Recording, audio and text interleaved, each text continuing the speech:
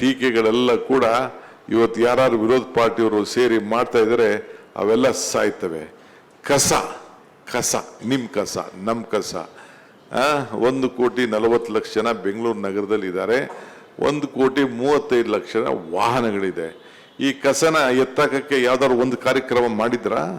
ಒಂದು ಚೂರು? ನಾನು ಮುಖ್ಯಮಂತ್ರಿ ಆದ ತಕ್ಷಣ ಹೊಸದಲ್ಲೇ ನಮ್ಮ ವಿರೋಧ ಪಕ್ಷದ ನಾಯಕರು ಅವ್ರು ಹೇಳ್ತಾರೆ 10,000 ಕೋಟಿ ರೂಪಾಯಿ ಲಂಚ ಹೊಡೆದ್ಬಿಟ್ಟಂತೆ. ನಾನು 10,000 ಕೋಟಿ ರೂಪಾಯಿ ಇನ್ನು ಟೆಂಡರ್ ಆಗಿಲ್ಲ, ಟೆಂಡರ್ ಯಾವ ರೂಪದಲ್ಲಿದೆ ಅಂತ ಇಲ್ಲ. ಇಡೀ ಆ ಮಿಷನರಿ ಎಲ್ಲ ಹಾಕಕ್ಕೆ ಬರೀ ಒಂದು 4,500 ಕೋಟಿ ಇರೋದು. 10 ಲಕ್ಷ ಕೋಟಿ ರೂಪಾಯಿ ಲಂಚ ಹೊಡೆದ್ಬಿಟ್ಟಿದ್ದೀನಿ ಅಂತೇಳಿ ಟೀಕೆ ಮಾಡಿದ್ರು. ಭಾಳ ಸಂತೋಷ.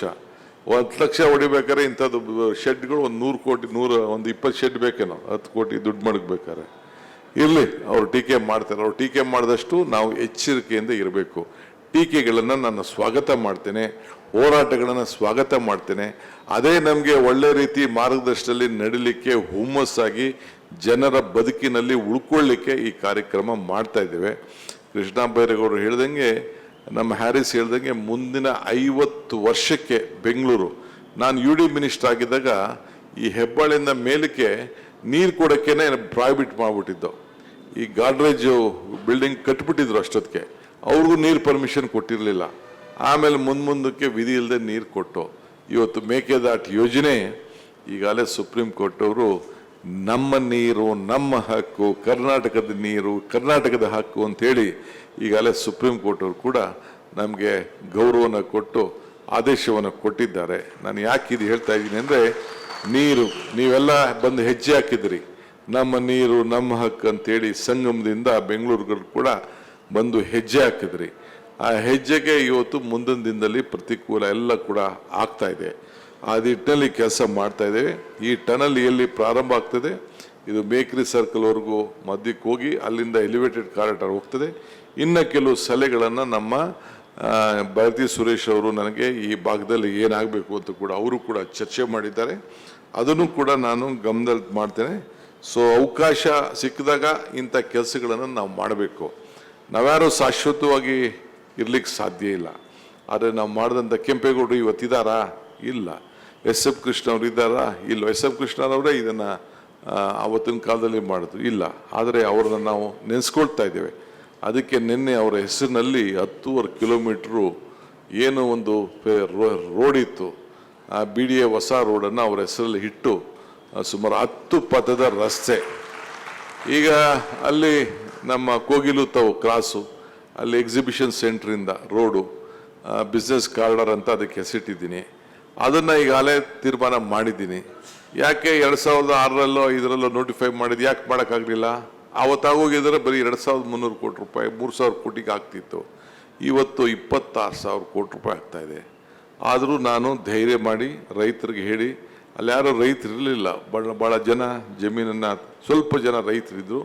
ಅವ್ರು ಒಳ್ಳೆ ಬೆಲೆ ಕೊಟ್ಟು, TDR ಕೊಟ್ಟು, FIR ಕೊಟ್ಟು, ಎಲ್ಲ ಏನೇನು ಬೇಕೋ ಒಳ್ಳೆ ಬೆಲೆ ಕೊಟ್ಬಿಟ್ಟು ಅದನ್ನು ಕೂಡ ಈಗ ಮುಂದುವರಿಸ್ತಾ ಇದ್ದೀವಿ. ಒಟ್ಟು 123 ಕಿಲೋಮೀಟ್ರು ಬೆಂಗಳೂರು ಸುತ್ತಮುತ್ತಲು ಹಿಂಗೆ. ಯಾಕೆಂದರೆ ಬೆಂಗಳೂರಿನ ಡಿಕಂಜೆಸ್ಟ್ ಆಗಬೇಕು. Time is money. ಟನಲ್ ಹೋಗೋರು ಕೆಲವರು ದುಡ್ಡು ಕೊಟ್ಬಿಟ್ಟು ಹೋಗ್ತಾರೆ. ನಿಮ್ಗೇನು ತೊಂದರೆ? ಟೈಮ್ ತಾನೇ ಮುಖ್ಯ. ಬರೀ ಗಾಡಿಗಳಲ್ಲಿ ಇರೋಕ್ಕೆ ಸಾಧ್ಯನಾ? ಅದಕ್ಕೆ ಎಲ್ಲ ಥರದ ತೀರ್ಮಾನಗಳನ್ನು ಕೂಡ ಮಾಡಿದ್ದೇವೆ. ಹಿಡಿದ ಕೆಲಸನ ಮಾಡಬೇಕು. ಸಮಯ ಭಾಳ ಇಂಪಾರ್ಟೆಂಟು. ಏನು ಇರೋ ಬೆಳಗ್ಗೆ 9 ಗಂಟೆ ಮೇಲೆ 5 ಗಂಟೆ 6 ಗಂಟೆ ಒಳಗಡೆ, ಅಷ್ಟರೊಳಗಡೆ ಜನ ಕೆಲಸ ಮಾಡಬೇಕು. ರಾತ್ರಿ ಹೊತ್ತು ಮನೆ ಸೇರ್ಕೋಬೇಕು. ಅದಕ್ಕೆ ನಾವು ಏನು ಸಹಾಯ ಮಾಡಬೇಕು ಇರೋದು ಏನು ಅವಕಾಶ ನಮಗೆ? ಜನರ ಸೇವೆ ಮಾಡಬೇಕು ಅಂತ ಅವಕಾಶನ ಈ ಟೀಕೆ ಮಾಡೋರು ಅವ್ರು ಹೇಳ್ದಂಗೆ ಒಂದು ಕೆಲಸ ಮಾಡಲಿಲ್ಲ. ಒಂದು ಲಾರಿ ಕಸನ ಅದನ್ನು ಸುಡುವಂಥ ಕೆಲಸ ಆಗಲಿ, ಅದರಿಂದ ಇದನ್ನು ಗೊಬ್ಬರ ತಯಾರು ಮಾಡೋವಂಥ ಕೆಲಸ ಆಗಲಿ, ಅದರಿಂದ ಕರೆಂಟ್ ಮಾಡೋಂಥ ಕೆಲಸ ಪಾಪ BJP ಸ್ನೇಹಿತರು, ಅಲ್ಲಿ ಜನತಾದಳದವ್ರ ಸ್ನೇಹಿತರು ಯಾರು ಏನು ಮಾಡಲಿಲ್ಲ. ಟೀಕೆಗಳು ಮಾತ್ರ ಸುರಿತಾರೆ. ಯಾರಿಗೋ ಬೇರೆಯವ್ರನ್ನ ಜಗಿಸ್ದಂಗೆ DK ಶಿವಕುಮಾರ್ನ ಕಾಂಗ್ರೆಸ್ ಸರ್ಕಾರನ ಜಗಿಸೋಕ್ಕೆ ಪ್ರಯತ್ನ ಮಾಡ್ತಾ ಇದ್ದಾರೆ. ಅದೆಲ್ಲ ಆಗಲ್ಲ. ಧರಣಿ ಮಾಡೋರು ಮಾಡಲಿ, ಸ್ಟೇಜ್ ಇಡಲಿ, ಫೋಟೋ ಇಡಲಿ, ಪ್ರತಿಭಟನೆ ಮಾಡಲಿ, ಅವೆಲ್ಲ ಪ್ರಜಾಪ್ರಭುತ್ವದಲ್ಲಿ ಮಾಡ್ರಿ, ಒಳ್ಳೆ ಮಾಡಲಿ.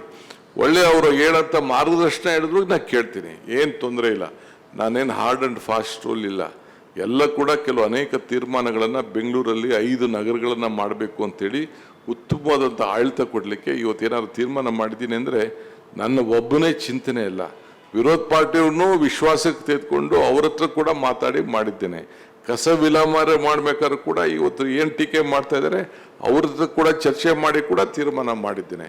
ಇವತ್ತು ಏನು ಬೇರೆ ಬೇರೆ ಟೌನ್ಶಿಪ್ಗಳೇನಿದೆ, ಅವತ್ತು ಯಲಹಂಕ ಟೌನ್ಶಿಪ್ ಆಯಿತು, ಕೆಂಗೇರಿ ಟೌನ್ಶಿಪ್ ಆಯಿತು, ಬೇರೆ ಬೇರೆ ಟೌನ್ಶಿಪ್ ಎಲ್ಲ ಅವರೇ ರೂಪಿಸಿದಂಥ ಯೋಜನೆ. ಈಗ ಅವರೇ ಮಾಡೋಂಥ ಯೋಜನೆಗಳು, ಅಯ್ಯೋ ಇದು ಡಿ ಕೆ ಶಿವಕುಮಾರ್ ಮಾಡ್ತವನಲ್ಲ, ಡಿ.ಕೆ. ಶಿವಕುಮಾರ್ ಮಾಡ್ತವ್ರನಲ್ಲ ಅಂತ ನಾನು ಹಿಂದೆ.